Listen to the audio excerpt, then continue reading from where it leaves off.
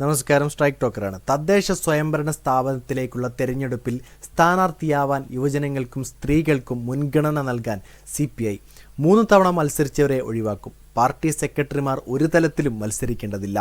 ഇവയടക്കം തെരഞ്ഞെടുപ്പിന് മുന്നോടിയായി എല്ലാ ജില്ലാ ഘടകങ്ങൾക്കും നൽകിയ നിർദ്ദേശം താഴെത്തട്ടിലേക്ക് റിപ്പോർട്ട് ചെയ്തു. പൊതു സീറ്റിൽ പുരുഷന്മാരെ മത്സരിക്കാവൂ എന്ന പൊതുരീതി മാറ്റണമെന്ന് പാർട്ടി പറയുന്നു. ആ വാർഡിലോ ഡിവിഷനിലോ പൊതുസമ്മതമുള്ള വനിതകളുണ്ടെങ്കിൽ അവരെ പരിഗണിക്കാം. പാർട്ടിയുടെ വർഗ ബഹുജന സംഘടനകളുടെയും ഘടകങ്ങളിൽ പ്രവർത്തിച്ചു വന്നവരാണ് ഈ വനിതകളെങ്കിൽ മുഖ്യ പരിഗണന വേണം. പാർട്ടി സെക്രട്ടറിമാർ തെരഞ്ഞെടുപ്പ് ഒരുക്കം, പ്രവർത്തനം എന്നിവയ്ക്ക് നേതൃത്വം വഹിക്കണം. അനിവാര്യമായ സാഹചര്യങ്ങളിൽ മത്സരിക്കാൻ ഇളവ് നൽകാൻ ജില്ലാ എക്സിക്യൂട്ടീവിന് മാത്രമേ അധികാരമുള്ളൂ. എല്ലാ പഞ്ചായത്ത്, നഗരസഭ, കോർപ്പറേഷൻ തലങ്ങളിലും തെരഞ്ഞെടുപ്പിനായി സബ് കമ്മിറ്റികൾ രൂപീകരിക്കും. ഇവർ തയ്യാറാക്കുന്ന സ്ഥാനാർത്ഥി പട്ടിക ജില്ലാ എക്സിക്യൂട്ടീവ് അംഗീകരിക്കണം.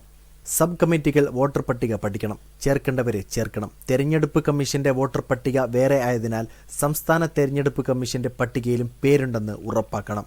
CPIയുടെ ഈ തീരുമാനത്തെ നിങ്ങൾ എങ്ങനെ നോക്കിക്കാണുന്നു? നിങ്ങളുടെ അഭിപ്രായം രേഖപ്പെടുത്തുക. വീഡിയോ ഇഷ്ടമായ ലൈക്ക് ചെയ്യുക. കൂടുതൽ വീഡിയോസുകൾക്കായി ഈ ചാനലോട് തന്നെ സബ്സ്ക്രൈബ് ചെയ്യുക. This is strike talker signing off.